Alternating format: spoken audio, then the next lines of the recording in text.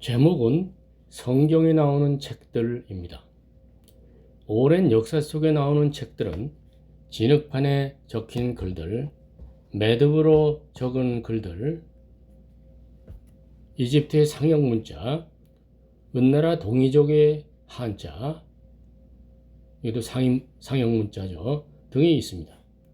성경에도 책들이 나오는데 신학 교수들 중에는 구약 성경은 오랜 동안 구술되어 오던 것들이 유다의 요시왕 왕 때에 또는 바벨론 포로 이후 또는 헬레니즘 시대에 정리되었다고도 하고, 따라서 슈메르 점토반, 고대 근동의 설화, 지혜문학 등을 중동의 근동의 죄문학 등을 유대인이 받아들여 성경의 스토리, 모세오경 잠언 등 스토리가 되었다고 말합니다. 그러한 말은 성경이 하나님께서 친히 주신 혹은 선지자가 하나님께 받아 적은 그런 영적인 초현실적인 것이 아니고 고대 근동의 것을 나중에 정리 흡수해서 만든 것이라는 비신앙적 진술일 수도 있습니다. 행위구원의 토대 위에 내 행위로 구원을 받지 못한다면 과학적으로 하나님이 없이 죽음은 끝인 세상에 내가 살고 있다고 보는 건가요? 창조, 부활, 기적이 진실인지 아닌지, 사실 일어난 것인지 아닌지는 중요하지 않고 거기서 교훈만 얻으면 되지 않느냐는 주장도 있습니다. 근대과학이 발전하면서 신앙이 쇠퇴하거나 사신신학, 신은 죽었다 이런 얘기죠. 사신신학의 계기가 된 것일 수도 있습니다. 1987년 창조론과 진화론의 미국 대법원 재판에서 진화론이 승리하여 진화론이 과학적이라고 받아들이는 것이 오늘의 정설인 것처럼 받아들이고 있습니다. 미국 대법원에서 두 이론의 재판의 결과는 그 당시 재판상에서 몇 가지 주제에 대해 양측의 주장에서 진화론 쪽이 그 주제들의 결론에서 우세하게 나온 것이지, 창조론과 진화론이 가지는 모든 논점에 대해서 완전 검증되어서 진화론이 진리로 받아들여진 것이 아닙니다. 일부 신실한 기독교인들 중에는 진화적 창조론, 빅뱅으로 하나님은 세상을 창조했다, 이러한 진화적 창조론을 신봉하고 진리로 생각하는 사람들도 있습니다. 창조론, 진화론, 창조적 진화론 등 이런 것들은 그야말로 종교적 영역이지 과학과 재판으로 재단하여 결론 내릴 일이 아닙니다. 우주 적끝까지 퍼진 빛을 초기 시점으로 거꾸로 계산해보니 빅뱅이 있었다는 이야기에서 시작해서 과학은 나름대로 논리를 전개해서 그럴듯한 각종 논리적 과학을 정리해 놓았습니다. 엄밀히 볼 때 그 역시 빅뱅을 누군가 실험 관측해서 재현이 되는 사실이 못되고, 한편 하나님이 세상을 창조했다는 스토리도 실험 관측해서 재현이 되는 사실이 아니라는 점에서 모든 이론은 하나의 이론일 뿐입니다. 당시 결론은 창조론을 학교에서 가르치지 말라는 것이었는데, 창조론은 학교에서 과학적 논리 실험 관측의 영역이라기보다 종교학교에서 채플에서 다루어져야 하는 것입니다. 그리고 둘 다 이론으로 하나는 과학에서 다른 하나는 종교 영역에서 다루는 구분된 주제라고 판결을 내렸다면 좋았을 것 같습니다. 나아가서 과학의 한 명제는 현재까지 타당하도 인정된 것이나 나중에 인정된 것이고 있으나 현재까지는 나중에 보다 뛰어난 과학자에 의해 현재의 것이 부정되고 더 획기적 이론이 계속 나타나는 것이 현실이므로 현재 과학 만능 신뢰 사조 역시 지향하고 환경보호, 인간성 보호를 염두에 둔 겸허한 과학 교육이 필요하다는 판결이 부과되었다면 보다 나은 재판 내용이 되었을 것으로 사료됩니다. 인간들의 과학과 이성의 신뢰가 깊어지면서 종교의 영역이 과학 실험 관측의 영역이 되기 어렵다는 점은 무시하고 종교 신의 영역, 가르침, 기적, 문서, 기록 등을 비과학, 미신, 우민 통치 수단, 속임수 등이라는 것을 증명하기 위해 혹은 그렇게 학문이 발전하다가 보니 증명이 되었다고 생각됩니다. 과학, 역사 그런 것을 증명하기 위해 과학, 역사, 고고학, 철학 등이 동원되었습니다. 따라서 기독교 성경의 내용이 비과학적이며 고대의 다른 문헌에서 차용한 것으로 과학시대에 믿을 만한 것이 못 된다고 생각하니 인간들이 신앙을 떠나며 영국, 유럽 등지의 기독교 교회들이 모스크나 술집 등으로 바뀌고 기독교 신자 수도 급감하며 중요 교리들도 바꿔달라고 요구하는 상황이 있는 것 같습니다. 오늘은 성경에서 책들에 관해 살펴보면서 뭐라고 책에 관해 증언하는지 살펴보겠습니다. 1. 여호와께서 돌판에 십계명을 친히 쓰셔서 모세에게 주었습니다. 즉 이 당시에 글자가 있었다는 얘기입니다. 기원전 1500년쯤입니다. 출애굽기 34장 28절로 29절 모세가 여호와와 함께 40일 40야를 거기 있으면서 떡도 먹지 아니하였고 물도 마시지 아니하였으며 여호와께서는 언약의 말씀 그 십계명을 그 판들에 기록하셨더라. 모세가 그 증거의 두 판을 모세의 손에 들고 시내산에서 내려오니 이런 말씀이 있습니다. 또 신명기에 여호와께서 그의 언약을 너희에게 반포하시고 너희에게 지키라 명령하셨으니 곧 십계명이며 두 돌판에 친히 쓰신 것이라. 당시 글자가 있었다는 얘기죠.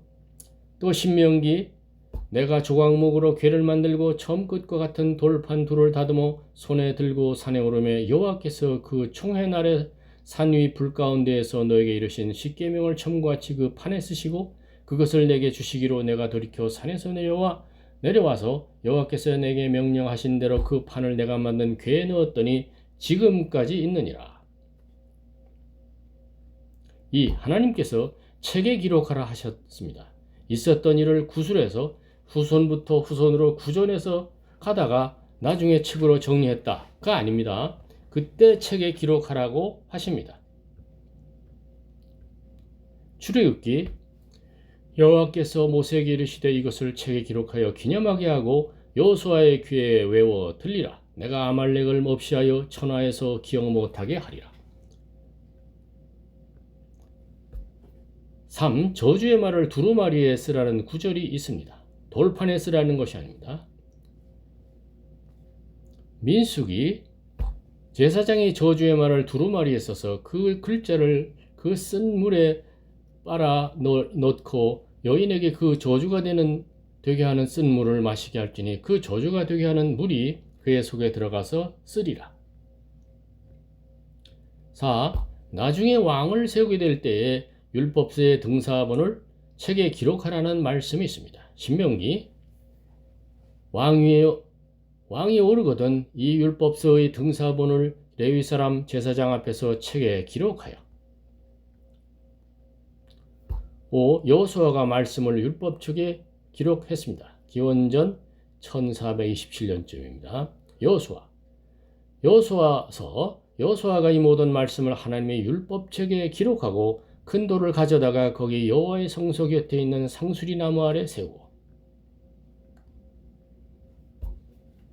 다윗이 슬픈 노래로 가르치라 하였고 사울과 요나단 가족 다 죽었을 때 얘기죠. 슬픈 노래로 가르치라 하였고 그것이 야살의 책에 기록되었습니다.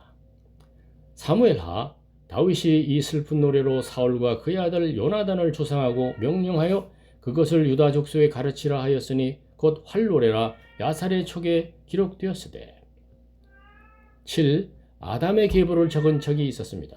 창세기 이것은 아담의 계보를 적은 책이니라 하나님이 사람을 창조하실 때에 하나님의 모양대로 지으시되 남자와 여자를 창조하셨고 그들이 창조되는 날에 하나님이 그들에게 복을 주시고 그들의 이름을 사람이라 일컬으셨더라.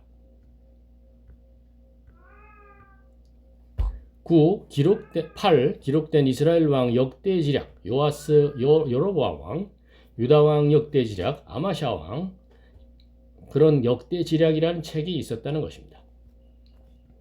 열왕기하 요아스의 남은 사적과 그의 업적과 또 유다의 왕 아마샤와 싸운 일은 유다 왕 이스라엘 왕 역대 지략에 기록되지 아니하였느냐?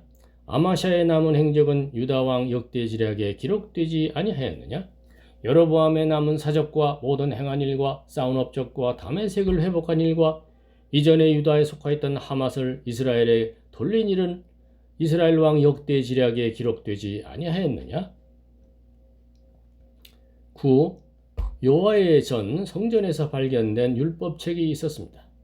기원전 700년 역대하 무리가 여호와의 전에 헌금한 돈을 꺼낼 때 제사장 hil기야가 모세가 전한 여호와의 율법책을 발견하고 여호와 성전 어느 구석에 있었던 거죠. 숨겨져 있든지 나쁜 왕들이 있고 그러니까 이제 다 없어질 수도 있으니까 그걸 보존하느라고 숨겨놓았을 수도 있죠. 그런 것 같은데 hil기야가 서기관 사반에게 말하여 이르되 내가 여호와의 전에서 율법책을 발견하였노라 하고 hil기야가 그 책을 사반에게 주매 서기관 사반이 또 왕에게 아뢰어 이르되 제사장 hil기야가 내게 책을 주더이다 하고 사반이 남왕국 유다의 요시야 왕 앞에서 그것을 읽음에 왕이 율법의 말씀을 듣자 곧 자기 옷을 찢더라. 맞는 말입니다. 예전에 한 신학대학원의 어떤 학자는 솔로몬의 성전의 원형이 이방의 신전이라면서 그 신전의 도면을 보여주고 근동에 발전된 인근 문물이 고대 이스라엘에 영향을 주었다고 가르쳤습니다. 순진한 목사, 전도사, 학생들은 열심히들 배웠는데 그러다가 누구라도 참된 신앙에서 떠나면 낭패입니다. 그랬는데 사실 그 원형은 하나님께서 다윗에게 주신 것이었습니다. 성경에 나와 있습니다. 성경에 말하지 않던 누구도 말 안 하던 그런 정보를 전해주면 그게 발전된 것이고 진전된 논문 자료, 신앙 자료입니까?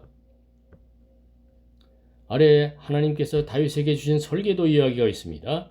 주어진 성경 말씀을 겸손히 믿어야지 근동의 우상을 섬기는 이방 신전의 도면으로부터 하나님의 성전이 지어졌다면 매우 괴이한 말입니다. 역대상 다윗이 성전의 복도와 그 집들과 그 곳간과 다락과 골방과 속죄소의 설계도를 그의 아들 솔로몬에게 주고 또 그가 영감으로 받은 모든 것 곧 여호와의 성전의 뜰과 사면의 모든 방과 하나님의 성전 곳간과 성물 곳간의 설계도를 주고 또 향단에 쓸 순금과 또 수레곶 금그룹들의 설계도대로 만들 금의 무게를 정해주니 이 그룹들은 날개를 펴서 여호와의 언약궤를 덮는 것이더라.